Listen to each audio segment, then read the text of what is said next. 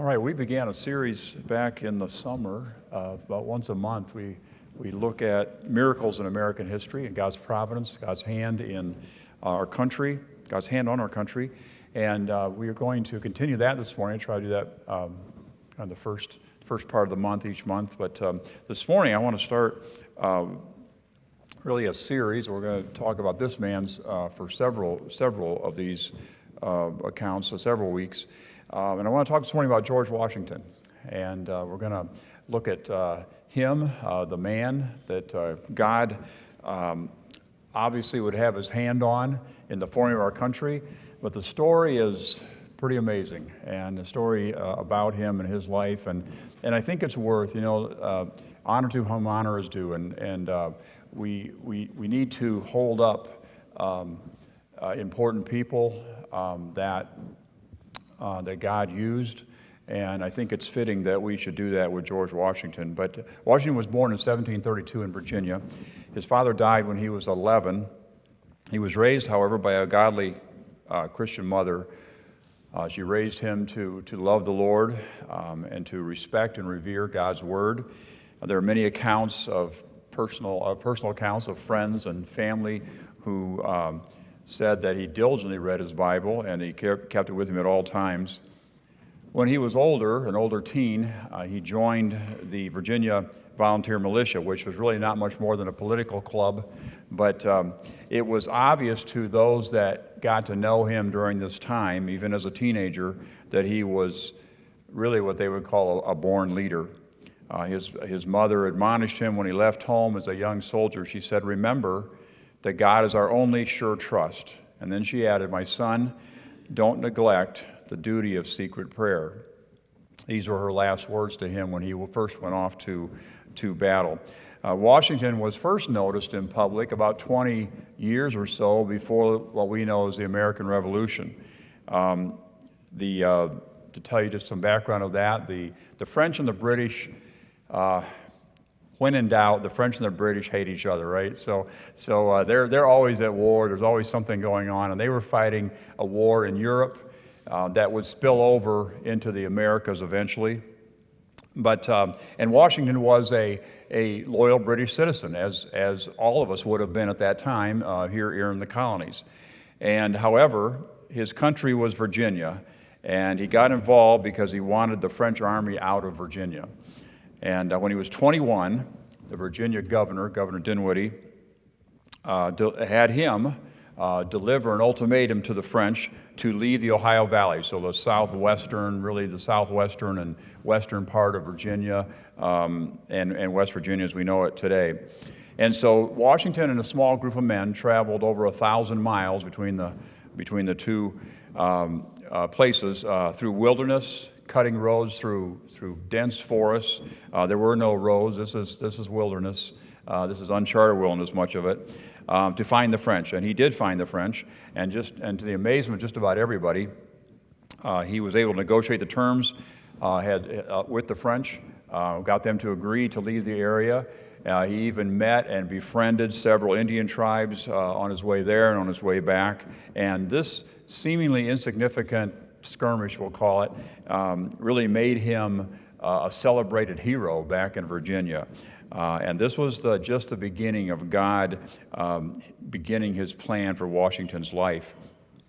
In 1 Chronicles 17, there's a verse where God is talking to David, 17 verse 8. He said, I have been with thee whithersoever thou hast walked, and have cut off all thine enemies from before thee, and have made thee a name like the name of the great men that are on the earth.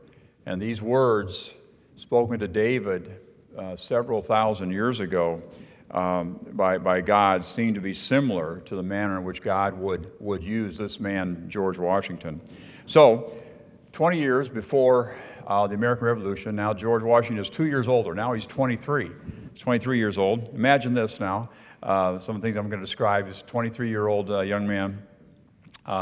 There is this great event in his life that really shows God's providence and his hand on his life. Again, I said Britain and France were at war. In the Americas, that war is known as the French and Indian War.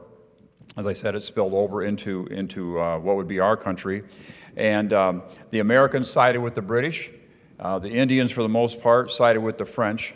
And disputes came among the British and the French among much land that was out, we'll call it west, in western Virginia and Pennsylvania, and along the Ohio, Mississippi rivers, and unable to really take care of these disputes diplomatically, Great Britain had enough. They picked 2,300 veteran troops, and they sailed them to America to settle this once and for all. The great general in Britain, General Edward Braddock, came along. He was to lead these troops, and his goal was to rout the French, remove them from America once and for all. And the British troops arrived in Virginia. George Washington was a colonel in the Virginia militia, and he and 100 of his buckskins joined Braddock, and they began their march to Fort Duquesne, which is now the city of Pittsburgh, Pennsylvania. And Washington had learned these Indian tactics. Remember, he had been kind of out in the wilderness, and he had befriended some of these Indians. He knew how the Indians fought, and he warned Braddock how unconventional their warfare could be. He suggested even sending scouts, ahead and find out what's going on. Braddock, however, a very, again, really popular man back in Great Britain, very well known and known general in Europe. He arrogantly refused to help. He's thinking the colonists are really immature and mere children when it comes to war.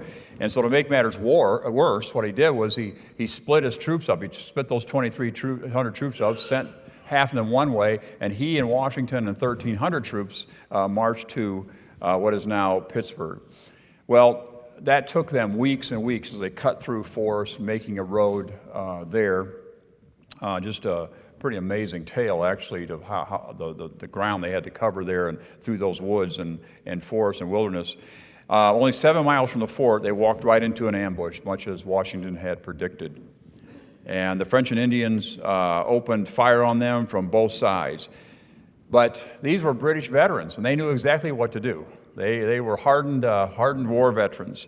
The problem was that they were veterans of European wars, and European warfare was a little bit different. An army would march out in the open. The two armies would face each other in a field. They would stand shoulder to shoulder. They would raise their muskets and then just fire. But that's not what was happening here. The Indians were firing from behind rocks and under logs and from the tops of trees. The British were totally taken aback by this. They did not expect this. Of course, Washington had said they're very unconventional in their warfare, but Braddock wouldn't listen. They lined up shoulder to shoulder at the bottom of a ravine, and they were slaughtered. In 2 hours, 740 of the 1,300 British troops were dead. Only 30 of the French and Indians had been shot. And when the battle was over, when the battle started, I should say, there were 86 British and American officers. By the end of the battle, George Washington was the only officer that had not been shot down off his horse. He was the only officer left on horseback. Braddock and most of his officers and his soldiers were killed. The rest barely escaped their lives. In fact, we don't know why, except for God's hand. The Indians never pursued them, or it would have been a much worse slaughter. The Indians stopped after that slaughter. Following his defeat, Washington and those men that were left alive went back to Maryland. When they arrived there, Washington wrote a letter to his family, and he explained that after the battle was over, he had taken off his coat and he found 4 bullet holes through his jacket, but not a single bullet had touched him. Several horses, in fact 4 horses, had been shot from underneath him, but he had never been harmed.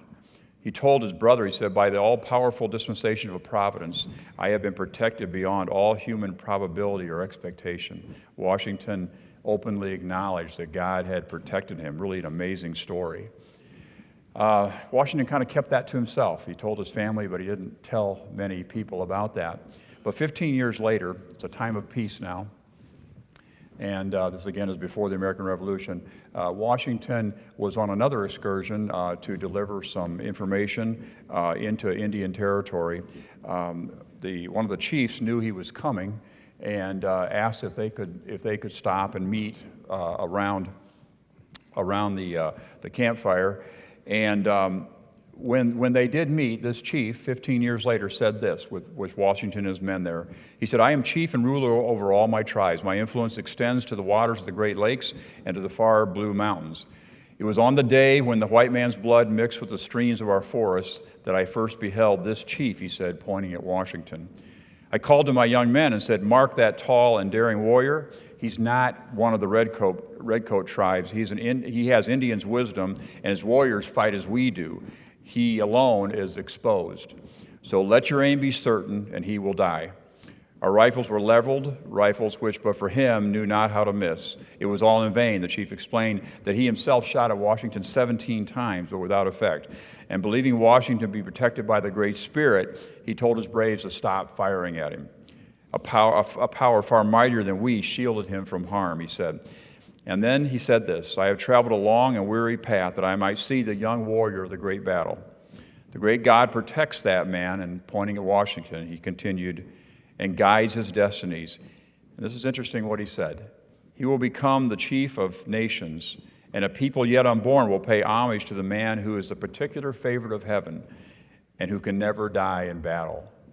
Interesting testimonial from this man who tried to kill Washington. Washington never would die in battle. In fact, he would never even be wounded.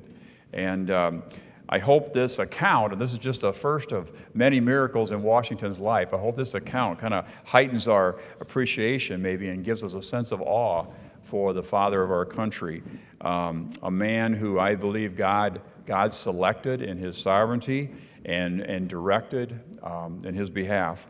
This is, like I said, the first of many miracles, and God is protecting this man for the important task of forming and helping and guiding the great nation that is just about ready to be born. And so I want to tell that story this morning as we finish our work on our series of God's miracles in American history, and we're going to begin this series of George Washington and the miracles that God performed in his life.